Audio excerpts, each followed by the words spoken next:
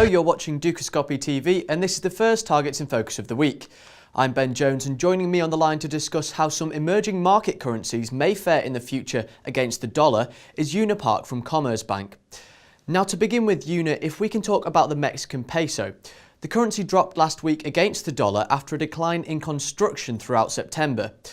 So with the Mexican economy performing poorly, how do you see this currency pair faring over the short, mid and long-term periods? Generally, currently I think the main driver, not only for the peso but also for other emerging market currencies, is the US monetary policy.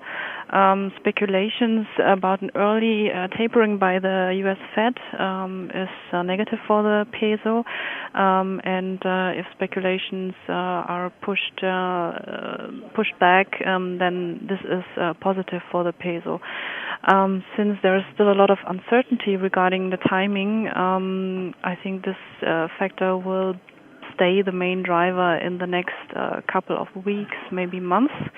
And therefore we will still see high volatility in the currency pair. We expect that the US Fed will only begin to taper in March, and therefore we expect the peso to appreciate against the US dollar in the short term. So in 1 month we expect 12.70. In 3 months we expect 12.50, and in 1 year 11.90. In general, we are quite positive regarding the peso. We have seen that there are a lot of reform efforts by the government. This should be positive for growth and also for credit ratings, and therefore we expect a rising peso and also tapering.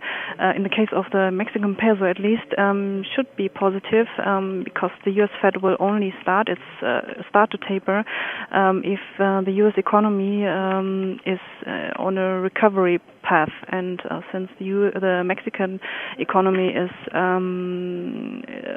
quite dependent on the US economy, this should be positive for the Mexican economy, and therefore we expect that the peso will also benefit at least from tapering. Moving on to Brazil, the real dropped to its lowest rate since early September against the dollar after swap rates declined.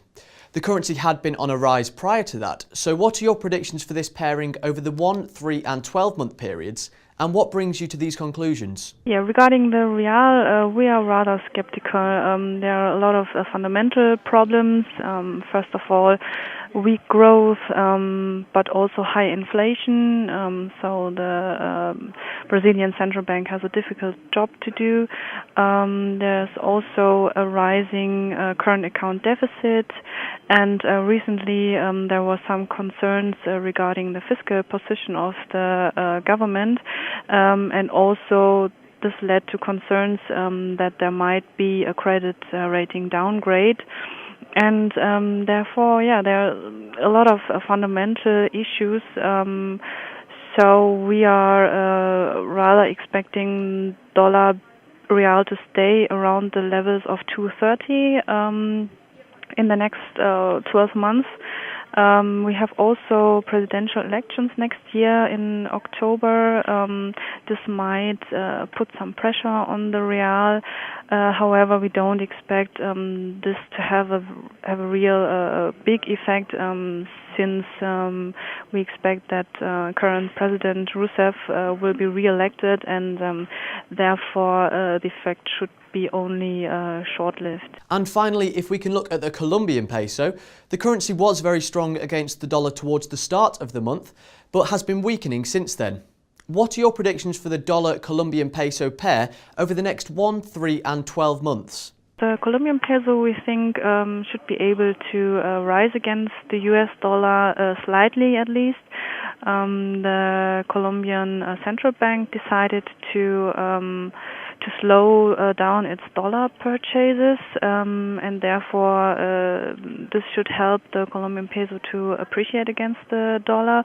Also, we are quite optimistic regarding growth in the country, and so we think it's possible that the Colombian peso should be stronger against the US dollar, but still the officials of the country made it quite clear that they don't want a too strong peso.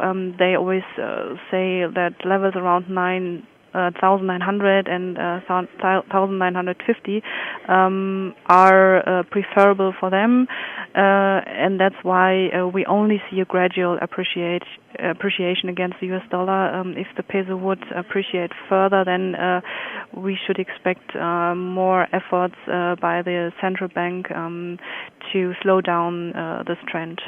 Una, thank you very much for joining me. That is all for today's Targets in Focus, but make sure you join Elaine Stenson on Wednesday for another edition. But for now, goodbye.